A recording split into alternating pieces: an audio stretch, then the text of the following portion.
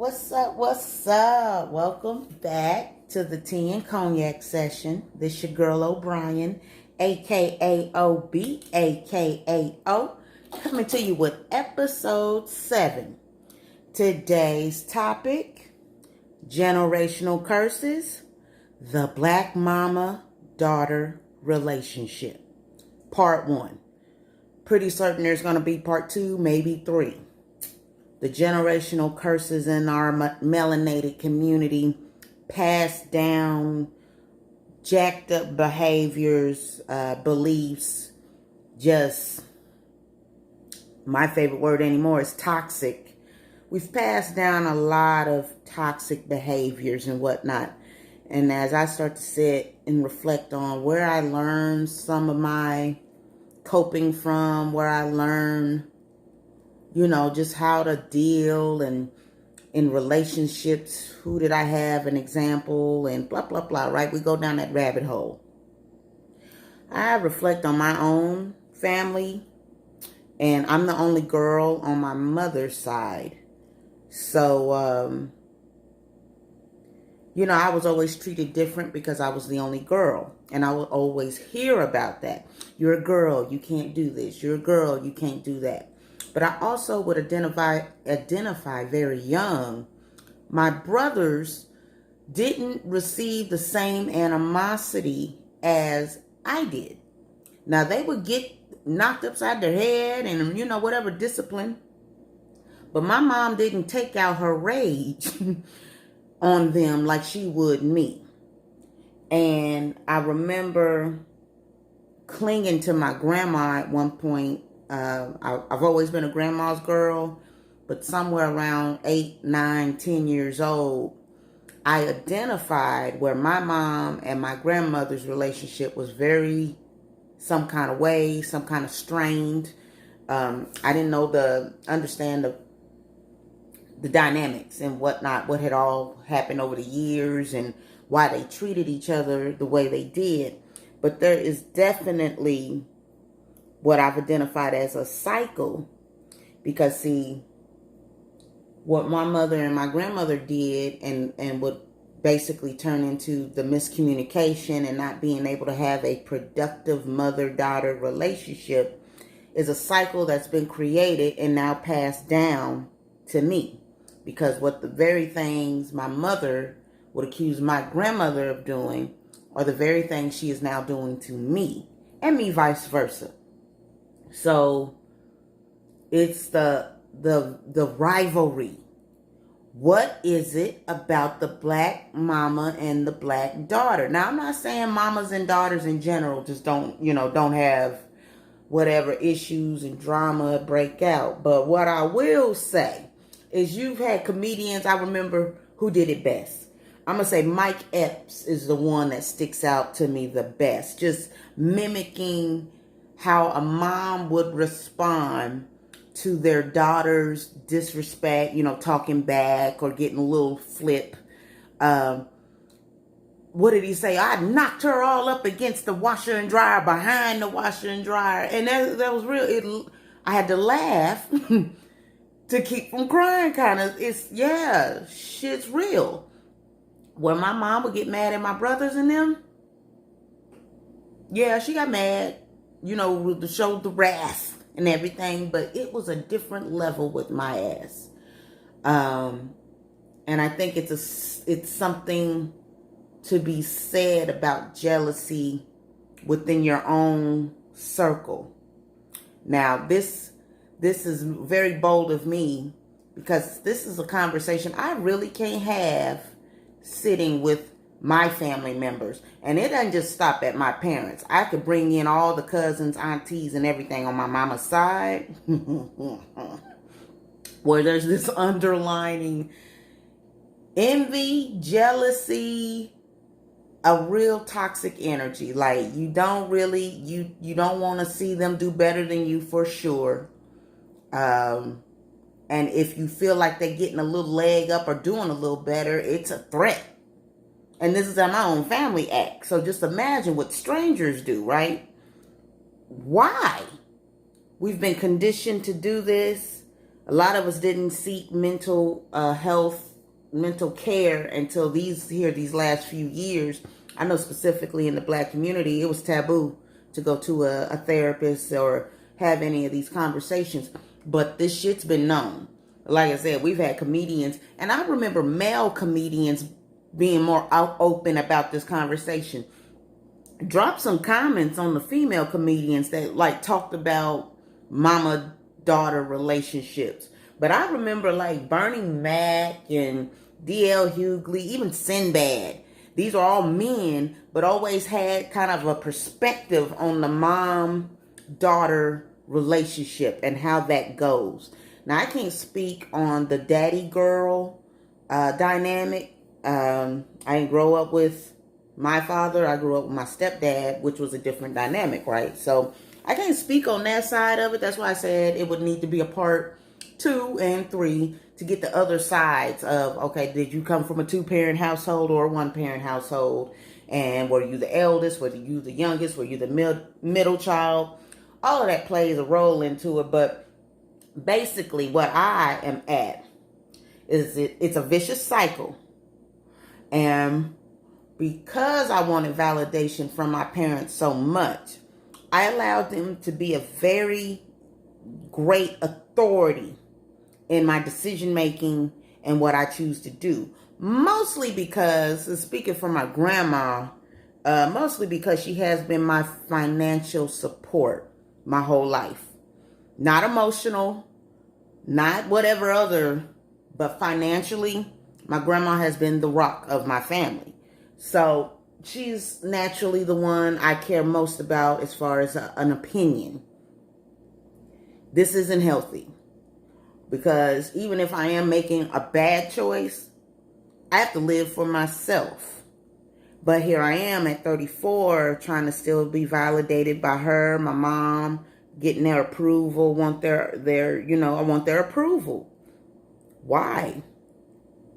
And then most of my, probably the last 10 years, I've spent a lot of energy being very resentful and bitter towards both of them. But what I also know now is we never really had healthy boundaries. Certain things you just can't say, you just don't do. Respect for each other's times and time and property. You in their house. You can't get flipped and too crazy, But a respect of, you're not going to touch me, I'm not going to touch you. Because, see, we definitely got that generational difference where our parents and grandparents came from that, oh, we'll knock you in your head shit. My generation ain't going. You knock me in my head.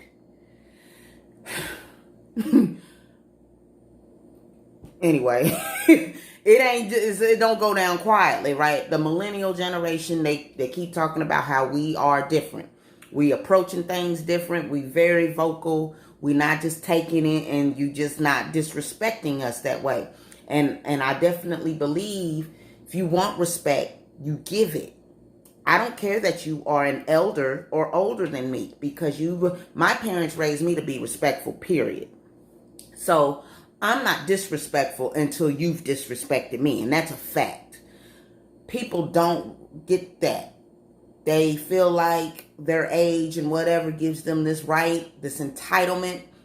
At the end of the day, we are all people. We all bleed red. And to think you're an authority over anyone but yourself is just naive and stupid. So we have to have better communication.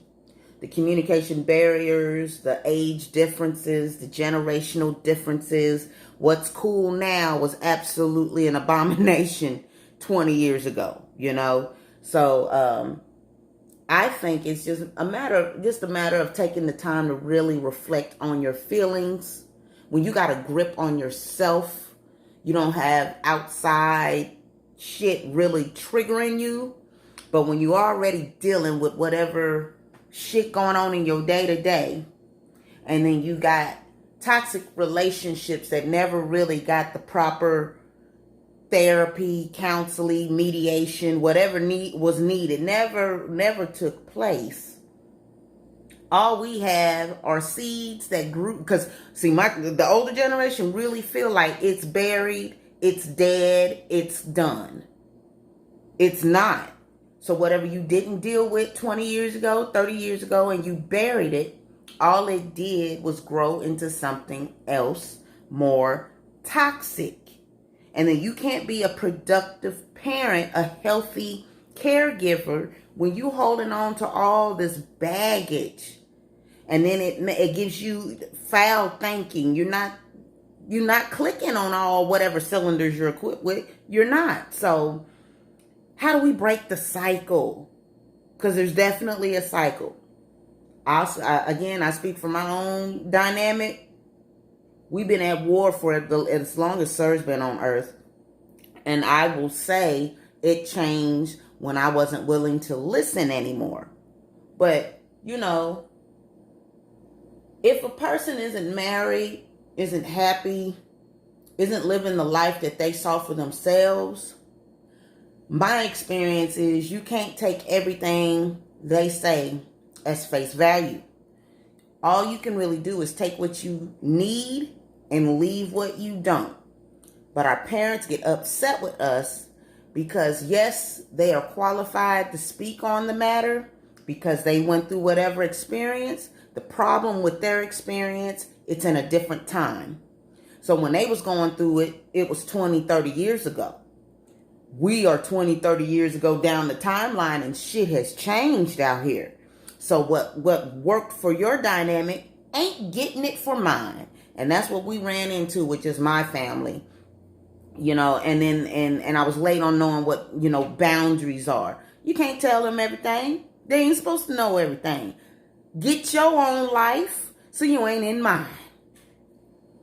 And that's that, right? But if I say that, I'm disrespectful. So how do we say that to each other without being disrespectful?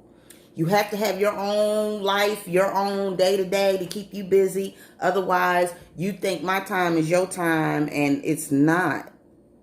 Period. And that goes for anybody. It's a lack of respect out here. And we just mistreat each other so badly, and we don't understand once certain lines are crossed, once certain disrespect happens, it's damn near impossible to get that back. So what are we passing down to our kids? We have to do better. And the road to healing is not easy at all. But it's going to start with honesty and accountability. You want to lash out, but no, you really need to identify what's wrong and take ownership of what you are responsible for, because people can only do to you what you allow them to do. And if you allow fuckery for however many years, you can't get mad at them that they done got used to running amok. You allowed them to do it, so it is what it is, right? If it's not yours, leave it. And that's where I'm at. People got a lot of baggage. People are projecting their shit, and it's them.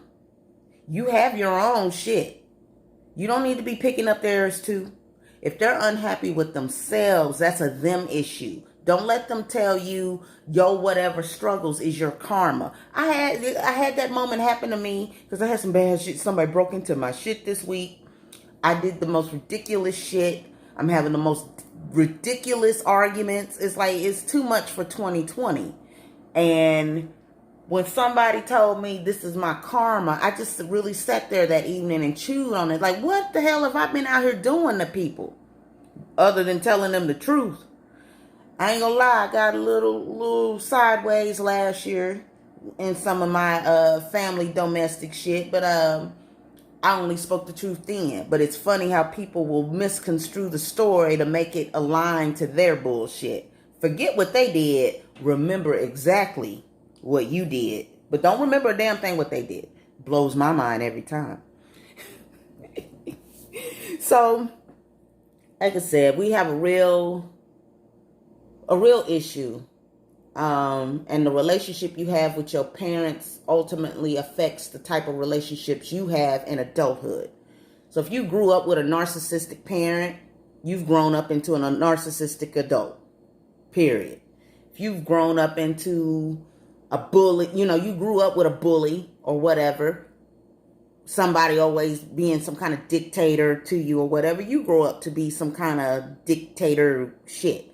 It's up to you to identify, okay, yeah, that's not really. And then it's also your partner or whoever you're dealing with on a day-to-day basis to be honest with you. Look, I can deal with that, but I can't deal with this. You need a day or two to yourself, you need to say that shit to me.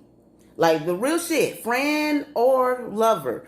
Boundaries are required out here. And even if you are my mama, even if you are my grandmother, there will be boundaries. And I don't care that there weren't any before. I'm just getting smart about it. We will have boundaries. I didn't have boundaries before. That's why the lines have been crossed and disrespect has just been able to go, because where we should have been able to walk away, leave it alone, come back to it and talk civilly, we never learned how to do that.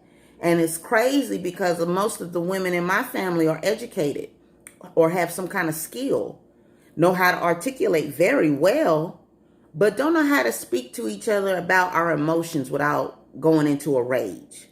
I notice I'm a yeller. When I get emotional and in my feelings, I'm yelling. And I didn't even really know it.